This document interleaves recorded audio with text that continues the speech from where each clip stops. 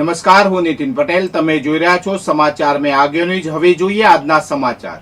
રાષ્ટ્રપિતા મહાત્મા ગાંધીજીની 156મી જન્મજયંતિ નિમિત્તે આજે મુખ્યમંત્રી ભૂપેન્દ્રભાઈ પટેલે તેમના જન્મસ્થળ કીર્તિ મંદિર ખાતે પૂજ્ય બાપુને પુષ્પાંજલિ અર્પણ કરી શ્રદ્ધાંજલિ આપી હતી.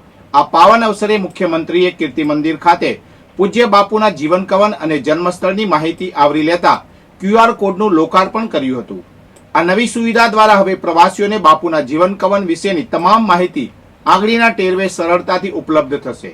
મુખ્યમંત્રીએ બાપુને પુષ્પાંજલિ અર્પણ કરી પ્રાર્થના સભામાં સહભાગી થઈને આ દિવ્ય ચેતનાને વંદન કર્યા હતા. મુખ્યમંત્રી ભૂપેન્દ્રભાઈ પટેલે પોતાના ઉદ્બોધનમાં મહાત્મા ગાંધીજીના યોગદાનને યાદ કરતા કહ્યું કે ગાંધીજીએ સૂત્રના તાંતણે ખાદી અને સ્વદેશીથી આઝાદ ભારતની પીઠિકા ઘડી હતી. તેમણે વડાપ્રધાન નરેન્દ્રભાઈ મોદીના વોકલ ફોર લોકલ મંત્રને ગાંધીજીના સ્વદેશીના વિચાર સાથે જોડતા જણાવ્યું કે વડાપ્રધાને સ્વદેશીથી આત્મનિર્ભરતા અને સમૃદ્ધિનો મંત્ર આત્મસાત કરીને વિકસિત અને આત્મનિર્ભર ભારતના નિર્માણની પ્રેરણા આપી છે. મુખ્યમંત્રીએ બાપુને અંજલિ આપતા કહ્યું કે મહાત્મા ગાંધીજીને યાદ કરતા એક સેવાભાવી સંત, અહિંસાના ઉપાસક અને વિશ્વ માનવનું ચિત્ર નજર સમક્ષ ઉપસી આવે છે.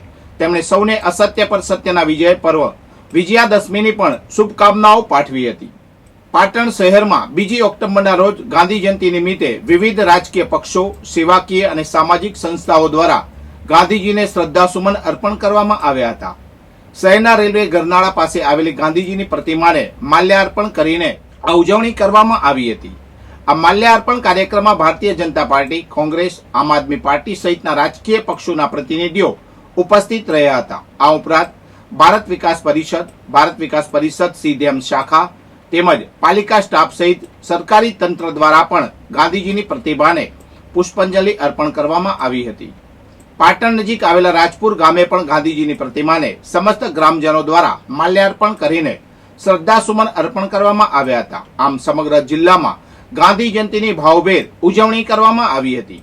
પાટણ શહેરમાં વિજયાદશમી પર્વ નિમિત્તે રાજપૂત સમાજ, વિશ્વ હિન્દુ પરિષદ અને અન્ય હિન્દુ સંગઠનો દ્વારા શસ્ત્ર પૂજન કરવામાં આવ્યું હતું. આ પરંપરાગત વિજયોત્સવની ઉજવણી મંત્રોચ્ચાર સાથે કરવામાં આવી હતી. વર્ષોથી ચાલી આવતી પરંપરા અનુસાર દાનસીજી રાજપૂત કુમાર છાત્રાલય ખાતે પાટણ શહેર રાજપૂત સમાજ, અખિલ ગુજરાત રાજપૂત યુવા સંઘ, શ્રી સિદ્ધરાજ એજ્યુકેશન ટ્રસ્ટ અને શ્રી ક્ષત્રિય યુવક સંઘ દ્વારા શસ્ત્ર પૂજનનું આયોજન કરાયું હતું. આ કાર્યક્રમમાં શહેરના રાજપૂત સમાજના અગ્રણીઓ અને હોદ્દેદારો સહિત મોટી સંખ્યામાં લોકો ઉપસ્થિત રહ્યા હતા. આ ઉપરાંત શહેરના બગવાડા દરવાજા પાસે વિશ્વ હિન્દુ પરિષદ અને બજરંગ દળ દ્વારા પણ શસ્ત્ર પૂજનનું આયોજન થયું હતું. આ પ્રસંગે તલવાર, બંદૂક અને તીર કામટા જેવા શસ્ત્રોની વિધિવત પૂજા કરવામાં આવી હતી. પૂજા વિધિ બાદ ઉપસ્થિત કાર્યકરોએ જય શ્રી રામના નારા લગાવ્યા હતા. આ કાર્યક્રમમાં વિશ્વ હિન્દુ પરિષદ અને બજરંગ દળના આગેવાનો, કાર્યકરો ઉપરાંત ભાજપના આગેવાનો અને અન્ય હિન્દુ સંગઠનોના પ્રતિનિધિઓ પણ હાજર રહ્યા હતા. મહેસાણા જિલ્લા કોંગ્રેસે આજે મહેસાણા સર્કિટ હાઉસ ખાતે વોટ ચોર ગદ્દી છોડ મુદ્દે પ્રેસ કોન્ફરન્સ યોજી હતી. ભારત અને ગુજરાતમાં જે પ્રમાણે બોગસ મતદારો સામે આવ્યા છે એ જ પ્રકારે મહેસાણા જિલ્લામાં પણ બોગસ મતદારો હોવાનો દાવો છે.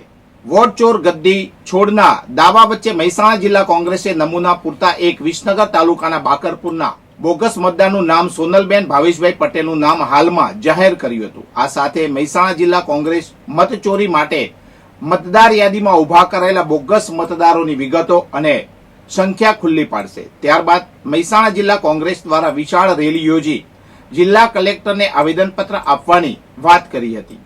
આગામી દિવાળી તહેવારોના પગલે વડનગર, ખેરાલુ અને સતલાસણા તાલુકાના ગ્રામ્ય તેમજ નગરપાલિકા વિસ્તારમાં ફટાકડાના હંગામી સ્ટોલ ઉભા કરવા માટે પરવાના મેળવવાની પ્રક્રિયા શરૂ કરવામાં આવી છે. ખેરાલુ સબ ડિવિઝન મેજિસ્ટ્રેટ દ્વારા જાહેર જનતાને સૂચિત કરવામાં આવ્યું છે કે નિર્ધારિત એક જ સ્થળે બજાર ભરવા માટે ઈચ્છુક નાગરિકો 20/10/2025 સુધીમાં અરજીઓ કરી શકે છે.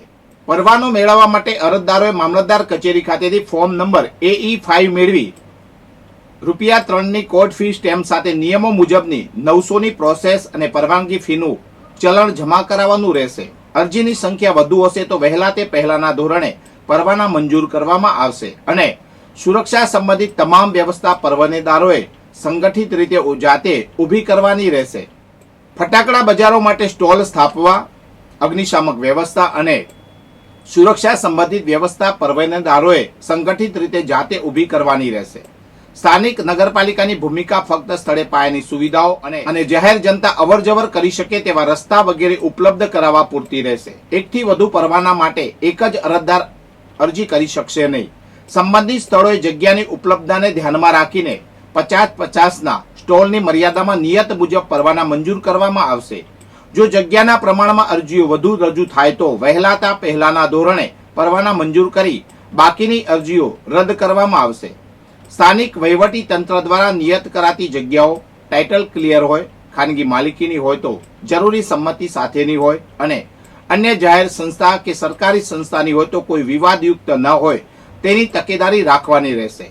તમામ પ્રક્રિયા પરવાના મંજૂર કરવા, વિતરણ કરવા અને સૂચિત ફટાકડા બજાર માટે જગ્યા સંબંધે આખરી નિર્ણય તથા કોઈ અનિયમિતતા સંબંધે કાર્યવાહી માટે આખરી સત્તા સબ ડિવિઝનલ મેજિસ્ટ્રેટ ખેરાલુ હસ્તક રહેશે. હંગામી પરવાનાના સ્ટોલો માટે લેવાની થતી તમામ સંબંધિત ખાતાની પરવાનગી જે તે દુકાનદાર, ભાગીદારી પેઢીઓ, કંપની, મંડળી કે વ્યક્તિગત રીતે મેળવી લેવાની રહેશે. દશેરાના તહેવાર નિમિત્તે મહેસાણા વાસીઓમાં અનેરો ઉત્સાહ જોવા મળી રહ્યો છે. વિજયાદશમીના પવિત્ર દિવસે ફાફડા અને જલેબીનું વિશેષ મહત્વ હોવાથી લોકોએ વહેલી સવારથી જ મિષ્ટાની દુકાનો બહાર લાંબી કતારો લગાવી હતી. આ વર્ષે પણ દશેરાની ઉજવણીના ભાગરૂપે મહેસાણામાં ફાફડા અને જલેબીનો ધૂમ વેપાર થયો. મળતી માહિતી મુજબ આજે એક જ દિવસમાં અંદાજિત 60,000 કિલો ફાફડા અને 80,000 કિલો જલેબીનો લોકો સ્વાદ માણશે. સવારથી જ લોકોમાં નાસ્તાને ખરીદવાનો થનગનાટ જોવા મળ્યો હતો અને શહેરની મુખ્ય બજારોમાં દુકાનો બહાર લોકોની ભારે ભીડ જામી હતી. દશેરાના દિવસે ફાફડા જલેબી ખાવાની પરંપરા વર્ષોથી ચાલી આવે છે અને આ પરંપરાએ મહેસાણાના લોકોના દિલમાં એક આગવું સ્થાન જમાવ્યું છે. વધુ સમાચાર માટે જોતા રહો સમાચાર મેં આગે ન્યૂઝ. નમસ્કાર.